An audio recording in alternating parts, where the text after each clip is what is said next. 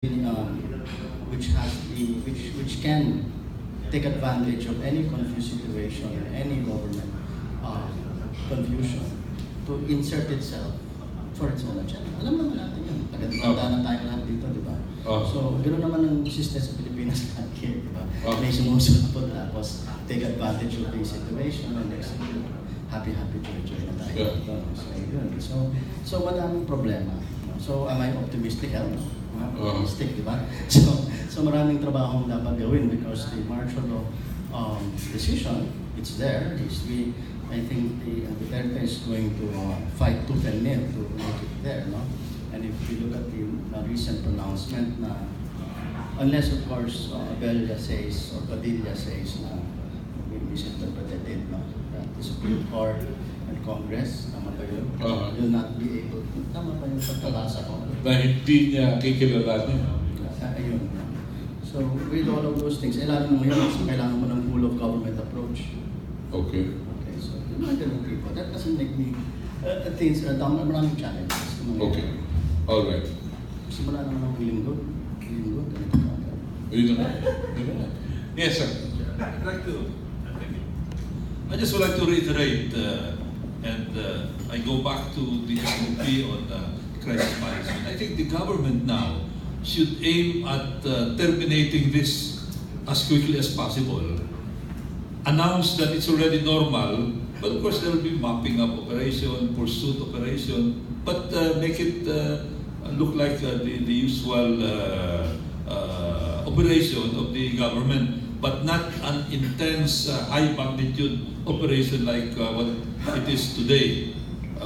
So make it as normal, announce it, because I'm worried that if this spreads out, there will be pockets of some incidents in many places in Mindanao, and this will not look good for the country. This will affect, I do not agree with the earlier statement of some officials that it is not affecting investment. It will affect investment, maybe not now, but whoever are looking at investments all over Mindanao. Remember, Mindanao is not just Marawi, there's Cagayan de Oro, there are investment opportunities in Davao, Zamboanga, General Santos, Kabangkalan,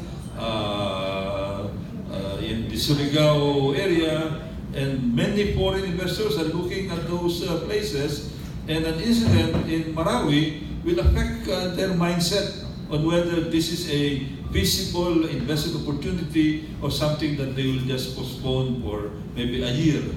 Okay. So, kailangan ma-normalize ka dito for the good of Mindanao, for the good of the country, and for the good of the president. He will look good if he's able to terminate this very quickly. Yeah. There was a time yung mga PC sa Bicol ang sabi, do good, look good, feel good. Pero may kulatilya, sabi niya, no good. Bakit? Walang kita. Pero noong araw yun. Yes, please. Since media cannot be muscle, you will always be there. Now, this, what I'm going to say, is addressed to the media and even the netizens. I watch film clips and reports on the field. The worst thing that media can do is get the information through your reports to the Maute, to the ISIS, to the ASG. Number one, location of troops. Number two, the presence of troops. Number three, the strength of the troops. Number four, of course, tactical plans. So we have to be careful about this. And the media must be discerning enough to separate what is propaganda or fake news or what is not. We have to be discerning all of this because the media, as I said, is a major factor here to include the netizens. Yeah, thank you for the reminder because the hostages from Hong Kong would not have been killed had it not been for the stupid questions of some anchormen. Ano ginagawa ng Special Action Force dyan sa grandstand? Yung pobreng reporter, pinupuntirya na po yung bus. Pag nakita yung hostage taker, babalin. Patay na. Yes. You know, we'll be discussing this so-called moral problem forever till kingdom come. If we don't address the root cause of the problem. Some qualification though, I said moral problem. Actually, it is a Christian problem. The refusal of the majority to understand the Bangsamoro, who they are and what they are, and their aspirations. And you must have noticed, the spokesman of the Maute group justifying, I think it's in the YouTube or it's in the Facebook, justifying that they did what they do, that they occupy Marawi City in pursuit of their aspirations for self-determination, specifically for statehood. And the formulation of federalism will address their problem, the problem of everybody, of every Bangsamoro, even myself, because I have these aspirations for self-determination too, although it may differ from the radical sectors of our society. So ultimately, we have to tackle the problem and think of what better political formulation will address this problem. And yun rin ang sinusulong ngayon ng gobyerno natin, federalism. Bakit hindi natin kaagad gawin yan? We hurry up our steps towards federalism. Okay. And Congress should immediately convene and discuss this. Because there will be no Maute group. Because then, under a federal setup, there will be a Bangsamoro state. And it's the people, it's the Bangsamoro who will be charting their own political destiny. They could not blame anybody if they are poor or if they have this kind of violence. Kasi sila ang responsible sa peace and order. They will have a pivotal role in the enforcement of peace and order, including perhaps security. Okay. Kaya si Presidente, sinabi niya, okay, join me. I will give you one division and you can fight the terrorists. Although I don't like the word terrorist because there is no international definition. There is no definition of terrorism in the lexicon of the United Nations. I-invention lang yan the Bush's presidency. What is there is extremism. Okay. Extremism. Kaya kailangan talaga we solve the problem, attend to the problem with immediacy, because as long as war drags on and instability rolls on, ang mangyayari, both protagonists, government forces, as well as the anti-establishment forces, will acquire the virtue of, we call that virtue of extremism. Magiging extremist sila. Oh, just like what happened in the Middle East, nagiging extremist sila. Because what will you do if you are in war?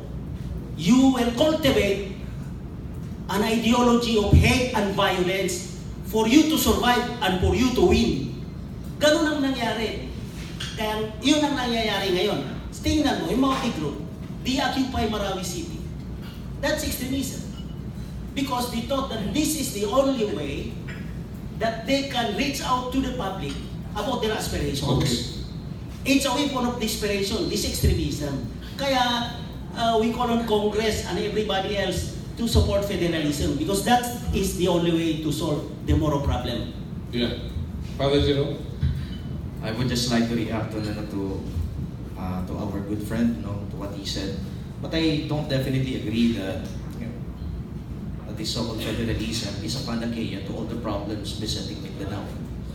Kasi katulad ng sinabi niya kanina, na di naman lang ganun ng kasimple, na poverty, and then yung mga tao dito ay walang self-determination.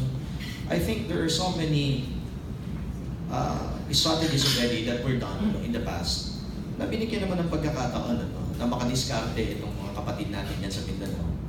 But then again, I don't think changing the system is going to address all the problems that are now happening there. At isa pa na tinitingnan natin dito, na kung halimbawa babaguhin mo yung sistema, tapos meron din naman mga tao na pare-parehas din naman na gumagalaw dito, nagpapatupad kung ano mang bagong sistema.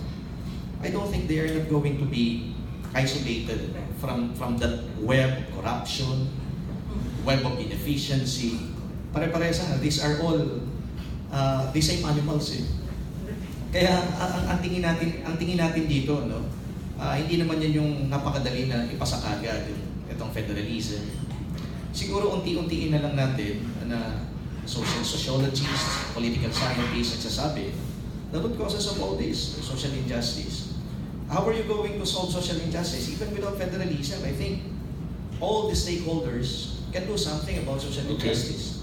Alright. Well, I can appreciate his observation. You're speaking from the standpoint of Christianity.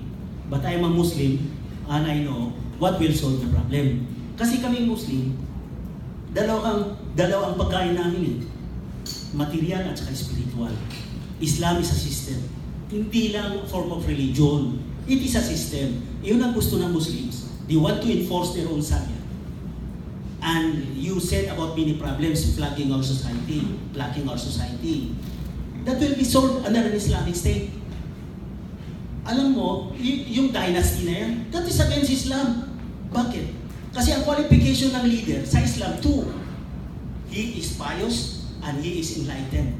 He knows, is educated. Yun ang dalawang qualification. Not because you are born a sultan or you are born by a rich, you come from a rich family. Ganun yun. Commissioner, a leader should be pious. Should be pious and enlightened. Oh, if I may tell you about the leadership of the Prophet Muhammad, you know, he established the city-state of Medina, but there were surrounding communities, and the city-state of Medina was the most advanced and had the ascendancy. And what did he do? He made a federation with the Christian communities and the Jewish communities and other sectors which were under the protection of the city-state of Medina. They were called Zimis, and they were only paying heat and land taxes. Yun lang required from them, and the city-state of Medina was taking care of their needs, of their welfare. Okay. And in Islamic polity, mas maraming karapatan yung non-Muslim kaysa Muslim. That was the institution during the time of the Prophet. You can practice your own value systems, and you can still be granted the privileges granted by an Islamic state to its Muslim citizens. Okay.